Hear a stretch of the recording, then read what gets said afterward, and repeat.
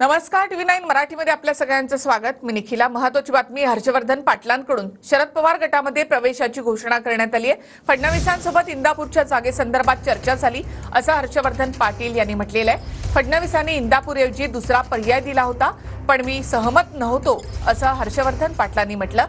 तर हर्षवर्धन पाटील यांच्यासारखे अनेक धक्के भविष्यात दिसतील असा इशारा शरद पवारांनी महायुतीला दिला आहे।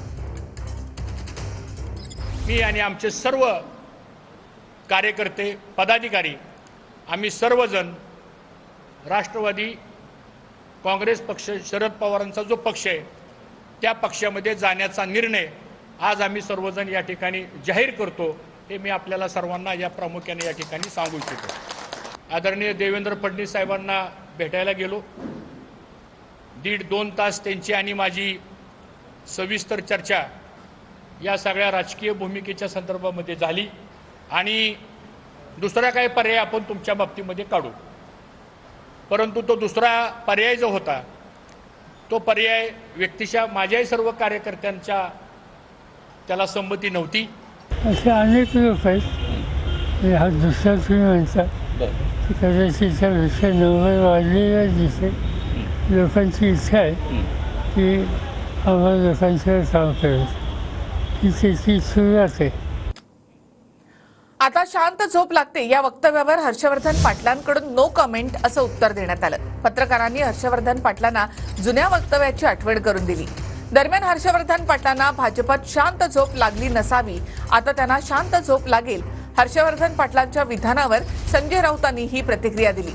आता शांत झोप लागते असं वक्तव्य भाजपा प्रवेशानंतर हर्षवर्धन पाटलांनी केलं होतं।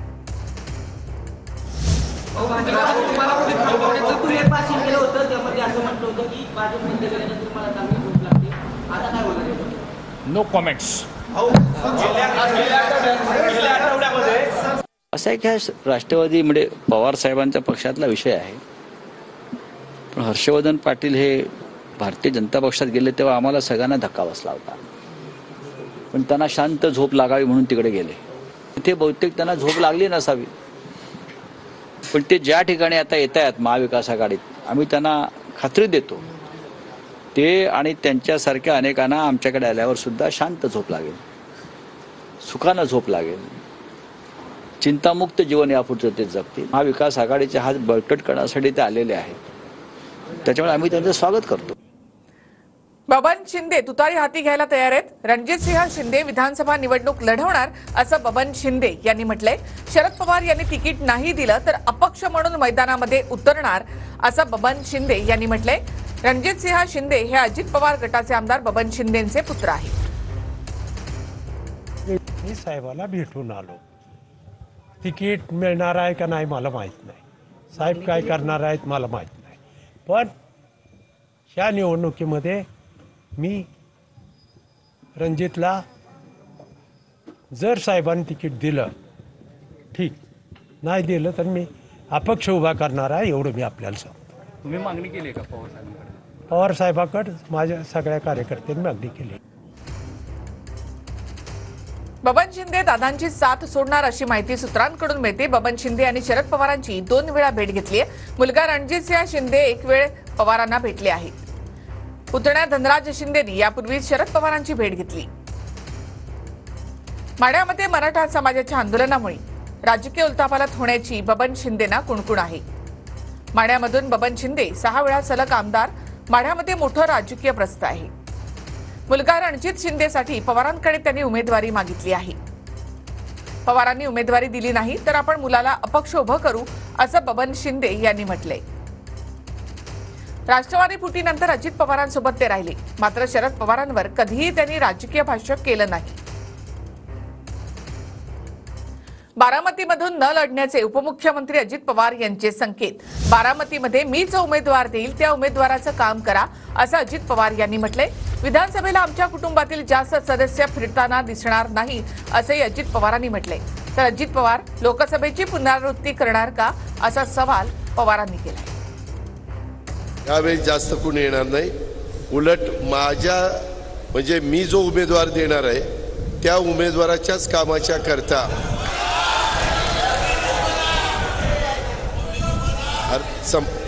सुरेशराव, त्याच पद्धतीनं त्यांचंच काम आमच्यातले बरेच जण त्या बाबतीमध्ये करणार आहेत. ते तुम्हालाच सगळ्यांना पाहायला मिळेल. त्यांनी पुनरावृत्ती करू नये असं त्यांचं मत आहे. ते अजून पुनरावृत्ती करणार आहेत काय? त्यांची तिथे गेल्या मग कोंडी झाली अशी वाटते का? मला माहित नाही. महाविकास आघाडीने जागा वाटप लवकर पूर्ण करावं असं शरद पवारांनी म्हटले. जागा वाटप लवकर पूर्ण करून प्रश्न संपवा असं आवाहन पवारांनी केलंय. तर मुख्यमंत्री पदावरून शरद पवारांनी महाविकास आघाडीच्या नेत्यांचे कान टोचले. काही गोष्टी त्यांचं अंडरस्टँडिंग झालं आणि अजून काही गोष्टी बसायचे आणि त्यासाठी ते 7, 8, 9 ह्या 3 तारखेमध्ये एकत्रित बसणार आहोत. माझा फक्त त्या सगळ्यांना आग्रह आहे की लवकर बसून लवकर प्रश्न संपवा. कशाचा काही पत्ता नाही. आजच त्याची चर्चा आहे. अजून निवडणुका व्हायच्यात. मेजरचे आहे का? सरकार बनवायचं म्हटलं तर बहुमत पाहिजे. बहुमत असलं तर नेता निवडते. नेता निवडला तर मुख्यमंत्री होत. आणि कशाचं काही नाही. उगीच आपल्या काहीचे करतात. युतीसाठी एमआयएमनं महाविकास आघाडीला प्रस्ताव दिल्याची माहिती इम्तियाज जलील यांनी दिली आहे. आम्हाला किती जागा देणार ते महाविकास आघाडीने सांगावं असं जलील म्हणाले. तुम्ही आम्हाला किती सीट्स द्यायचे एकदा स्पष्ट करून द्या. की आमची ताकद फक्त 2 सीट्सवर आहे, 5 सीट्सवर आहे, 10 सीट्सवर आहे, हे आम्हाला स्पष्ट करून द्या. मग ते सीट्स वगळून आम्ही कोणत्याही दुसऱ्या सीट्सवर आमचा दावा ठोकणार नाही.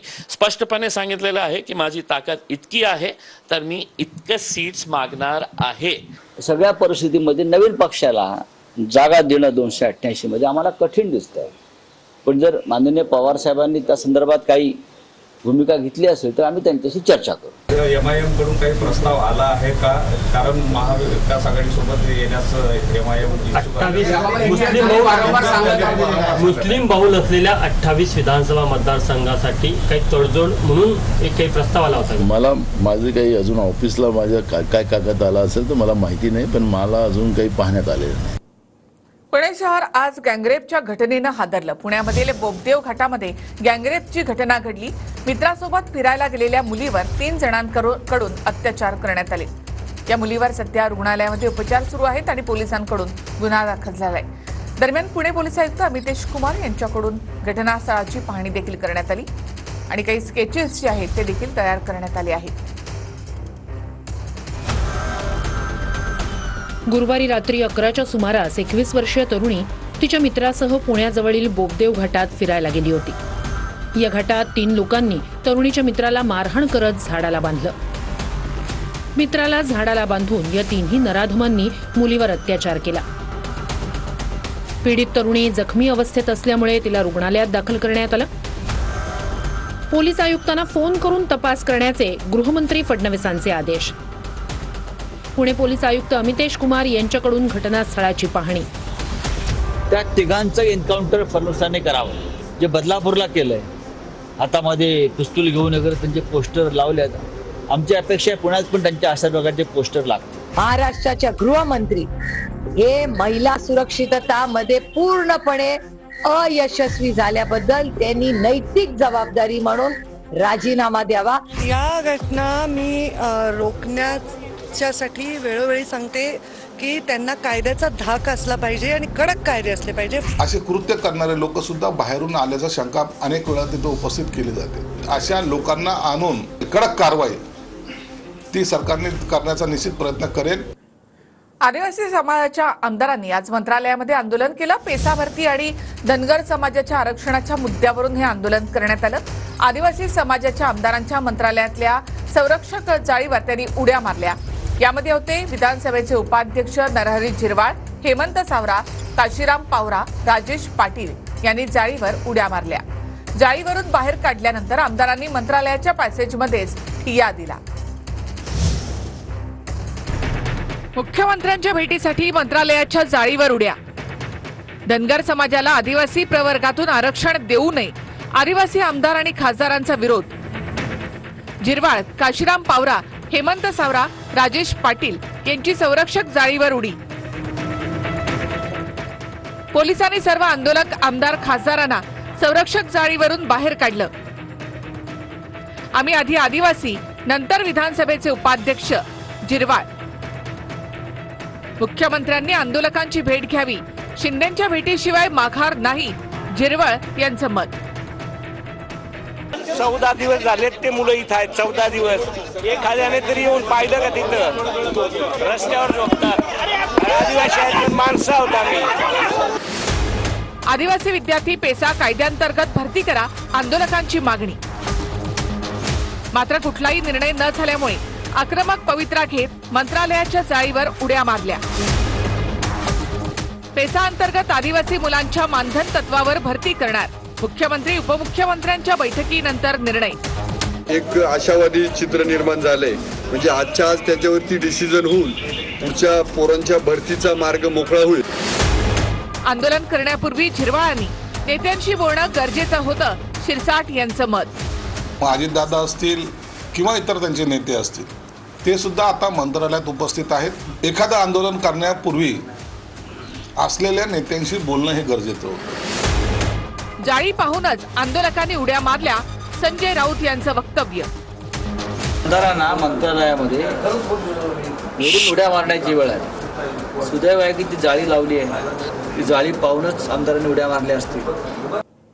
राजकारणापलीकडे जाऊन समाज मोठा करायचा आहे असं मनोज जरांगे पाटील यांनी म्हटलंय. नारायणगडावर सर्वांनी दसरा मेळाव्याला यावं असं आवाहन जरांगे पाटील यांनी केलं आहे. मनोज जरांगे यांनी मराठा समाजाला आवाहन केलंय.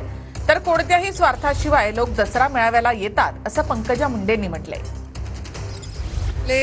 हे फक्त सामाजिक समस्या सोडवण्यासाठी कार्यालय उभा केले, कारण हे राज्याचं सेंटर म्हणून आपण सगळ्यांनी इथं मराठ्यांनी सुद्धा इथं राजकारण केलं जाणार नाही. इथं मराठ्यांच्या गरीब शेतकऱ्यांपासून मजुरांपासून नेत्यांपर्यंतचा सुद्धा येऊ शकतो. त्यांच्या सामाजिक अडचणीसाठी, राजकीय अडचणीसाठी इथं काहीही बोललं जाणार नाही. त्यांनी ही पायरी चढायची सुद्धा नाही.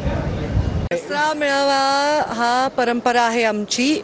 गेले अनेक वर्ष तो होतोय. मुंडे साहेबांच्या नंतर दशक झालं. आता या दसऱ्याचे दशक पूर्ती आहे आणि लोकांचं आकर्षण म्हणजे लोक अनेक वर्ष कुठल्याही स्वार्थाविना तिथे येतात.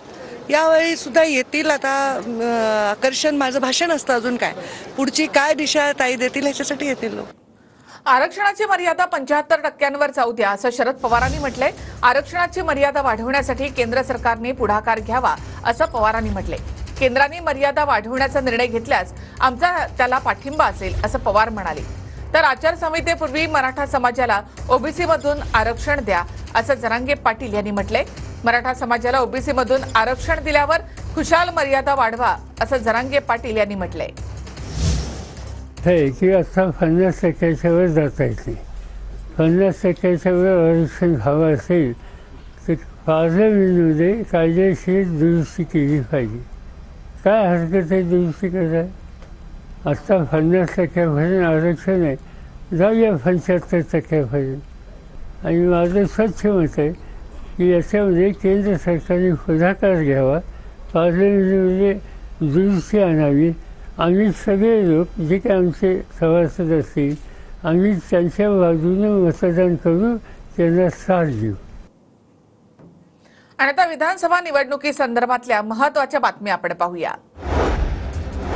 भाजपाकडून विधानसभा निवडणुकीसाठी संचालन समिती जाहीर. भाजपच्या सर्व मोठ्या नेत्यांसहित 216 जणांचा समितीमध्ये समावेश. सुधीर मुनगंटीवार विधानसभा निवडणूक संचालन समितीचे अध्यक्ष. अजितदादा गट विधानसभेसाठी 2 दिवसांमध्ये उमेदवार निश्चित करणार. अजित पवार आणि पक्षाची संसदीय समिती उमेदवार ठरवणार, सूत्रांची माहिती. तिसऱ्या आघाडीमुळे आमची झोप गेली, आम्ही प्रचंड अस्वस्थ. तिसऱ्या आघाडीमुळे आमचं काय होणार, पवारांचं मिश्किल वक्तव्य. महान घराण्याचे लोक आहेत, त्यामुळे नक्कीच त्यामुळे आमची झोप गेलेली, आम्ही सगळे भयंकर अस्वस्थ. आता काय आपलं होणार. दक्षिण नागपूर मतदारसंघावर ठाकरे गटाचा दावा. 2019 मध्ये फक्त 3000 मतांनी दक्षिण नागपूरमध्ये काँग्रेसचा पराभव. ठाकरे गटाने दावा केल्यामुळे काँग्रेस कार्यकर्ते संतप्त. रत्नागिरीच्या लांजा राजापूर विधानसभा मतदारसंघावरून ठाकरे गट काँग्रेसमध्ये रस्सीखेच. लांजा राजापूरमधून अविनाश लाड आमदार होणार. काँग्रेस तालुका अध्यक्ष श्रीकृष्ण हेशिष्टे यांचं वक्तव्य. हर्षवर्धन पाटलांच्या शरद पवार गटामधल्या पक्षप्रवेशावर प्रवीण माने नाराज. सुप्रिया सुळेंची भेट घेण्याची शक्यता. प्रवीण माने इंदापूरमधून लढण्यासाठी इच्छुक होते. उद्यापासून पवार गटाच्या पहिल्या टप्प्यातील इच्छुक उमेदवारांच्या मुलाखती होणार. पुण्यातील निसर्ग कार्यालयामध्ये इच्छुक उमेदवारांच्या मुलाखती घेतल्या जाणार. अहमदनगरच्या श्रीरामपूरमध्ये काँग्रेस पक्षाची अंतर्गत गटबाजी चव्हाट्यावर. इच्छुक उमेदवारांच्या मुलाखती सुरू असताना 2 गटांमध्ये गोंधळ. लहू कानडेंच्या विरोधात काँग्रेसच्या हेमंत ओगले यांच्या गटाकडून घोषणाबाजी.